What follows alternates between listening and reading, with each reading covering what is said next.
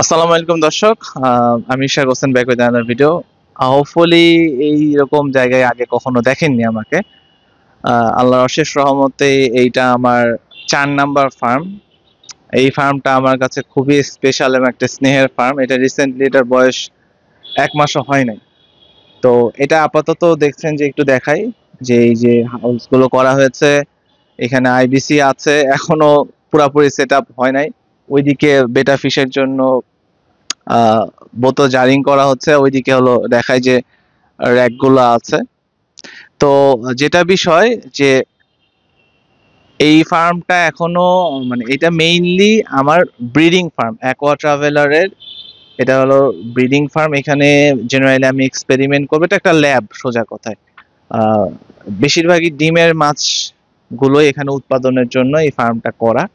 তো ফার্ম নিয়ে আসলে খুব একটা বেশি ভিডিও করব না, যেহেতু এটা করছি আপনারা আমার অডিয়েন্স। সো আমি মনে করছি যে না, ইটস মাই রেসপন্সিবিলিটি আপনাদেরকে দেখানো, কিছু জিনিস শিখারও আছে। তো প্রথমত আইবিসি তো জানেন যে এই পাশে যে আইবিসি গুলো করছে, এটা আরো কিছু আইবিসি নেওয়া হবে, দিয়ে এখানে আইবিসি সেট আপ করা হবে। তো আমি ওই দিক থেকে শুরু করছি। ভিতরে যে দেখেন যে একটা টিন শেডের মতো জায়গা করা হয়েছে, যে উপরে শেড দেওয়া হয়েছে, এটা মেইনলি এইখানে ব্রিড করানো হবে। দ্যাট মিন্স আমার যেন কোনো বৃষ্টির পানি, রোদ, এই জিনিসগুলো না আসে। সো আসলে এই জায়গাটাতে যে র্যাক গুলো করা হয়েছে, এখানে অ্যাকুরিয়াম রাখা হয়েছে, এখানে ব্রিডিং এর কিছু কাজ করা হবে। আর এখানে কোনো অ্যাকুরিয়াম রাখিনি, শুধু র্যাক রাখা হয়েছে। এখানে বেটা ফিশের কন্টেনার গুলো মোটামুটি এই র্যাকে যদি কন্টেনার হিসাব করি, প্রায় এট এ টাইম 30 থেকে 40 জোড়া ব্রিড করানো যাবে, 4 কোনা কন্টেনার। তো আমি ধরে রাখছি 30 জোড়া এট এ টাইম ব্রিড করানো যাবে। এই জায়গাটাতেও অ্যাকুরিয়াম সেট করা হবে, আর এইখানে আরো কিছু জিনিস সেট করা হবে। এখনো দেখছেন যে আন্ডার কনস্ট্রাকশন। ইলেকট্রিসিটি লাইন নেওয়া হয়েছে, কারণ ব্রিডিং ফার্মে অবশ্যই খুবই ইম্পর্টেন্ট, যেহেতু এটা ইন্টেন্সিভলি কাজ করা হবে। ইভেন আমার পরিকল্পনা আছে যে যদি এখানে সবকিছু ওকে থাকে, এসি লাগাই দিব, যে গোটা এয়ার কন্ডিশন করার নিয়ত আছে যদি সেই অবস্থা হয়। সোজা কথা, এখানে যেভাবেই হোক স্পেশাল কিছু ব্রিড করানো হবে ইনশাল্লাহ, যেটা হয়তোবা বাংলাদেশে খুব একটা রেয়ার রেয়ার জিনিসগুলো নিয়ে এই জায়গাটাতে আমার কাজ করার নিয়ত আছে। তো এইদিকে দেখাই যে উপরের ফ্রেমটা দেখাই, যে এইখানে বাঁশ দিয়েছি আপাতত। ইনিশিয়ালি এটা দিছি যেন পাখি ঢুকে ফ্লাই করে উড়ে না যেতে পারে। এটা মেইনলি হিট খুব একটা থামায় না এই নেট।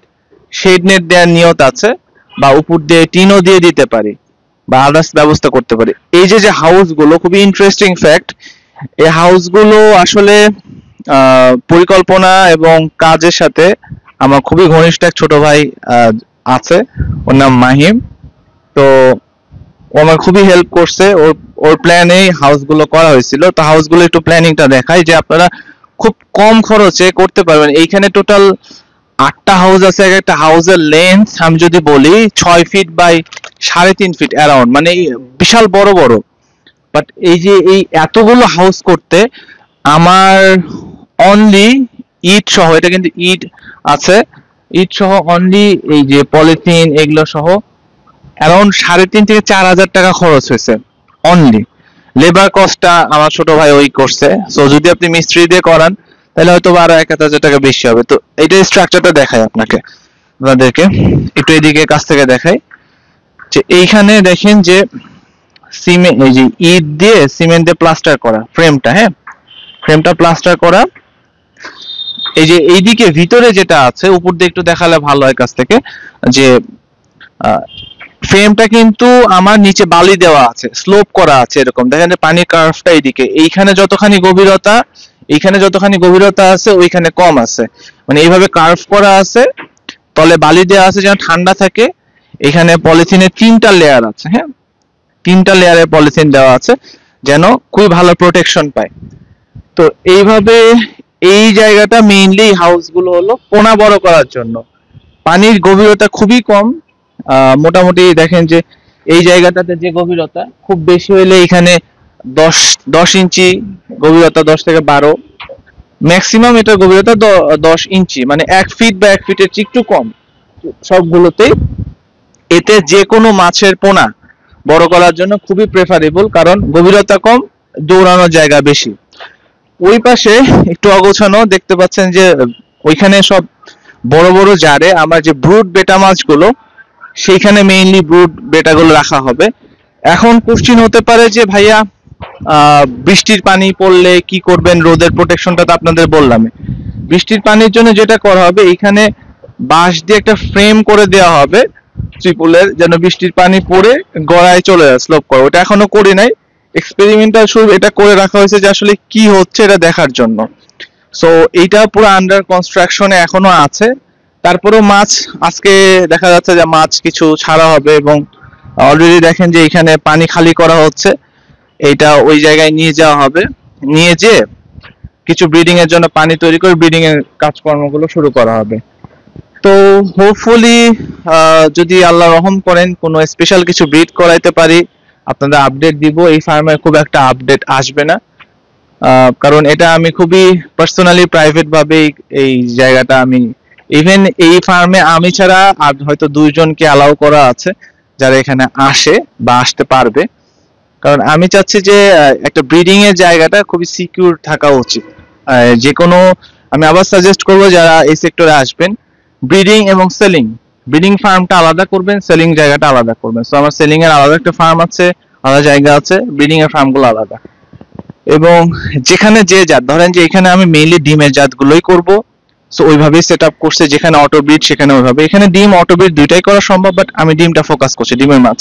ফর এক্সাম্পল বেটা, টেট্রা, জেব্রা, পোলার প্যারট, আর যদি মনস্টার ফিশ হয় অস্কার, বা আরো কিছু মাছ আছে, পরিকল্পনা আছে যেগুলো দেখতে পারবেন। এই তো আমার এটা 4 নাম্বার ফার্ম। তো এই কিছু আইডিয়া দিলাম যে আপনারা যদি এই ধরনের সেট আপ করতে চান করতে পারেন, স্পেশালি যেটাতে বসে আছি, ইভেন এখানে আমি বসে আছি। তো এটা খুবই কস্ট ইফেক্টিভ, কস্ট এফিসিয়েন্ট। যাদের গ্রামের দিকে বা একটু প্রত্যন্ত এলাকার জায়গা আছে তারা এইভাবে খুব ইজিলি কম খরচে এটা করতে পারেন। আইবিসিও ইউজ করতে পারেন, এটা আবার বিক্রিও করে দেওয়া যায়। তো আমি বিভিন্ন ভাবে এই সেট আপটা করছি যেন আসলে বিভিন্ন স্টেজের মাছগুলোকে গ্রো করব, এবং অনেক পরিকল্পনা আছে, হয়তো বা হোপফুলি আল্লাহ তৌফিক দিলে আপনাদেরকে দেখাতে পারবো। সো ভিউয়ার্স, এই তো সবার কাছে দোয়া চাচ্ছি। আর যেটা বিষয় যে কেউ যদি আমাকে হোয়াটসঅ্যাপে মেসেজ দিতে দেরি হয়, তাহলে আমার এটা পার্সোনাল কন্ট্যাক্ট নাম্বার, কন্ট্যাক্ট করতে পারেন। অবশ্যই একটু সময়সীমা বলছি যে সকাল 9টার পর থেকে রাত 10টা পর্যন্ত কন্ট্যাক্ট করলে সবচেয়ে ভালো হয়। কারণ একটা মানুষের তো সারাদিন একটা স্ট্রেসের বিষয় আছে বা ব্যস্ততার বিষয় আছে। সো ভিউয়ার্স, এই তো, সবাই ভালো থাকবেন, সুস্থ থাকবেন, আল্লাহ হাফেজ।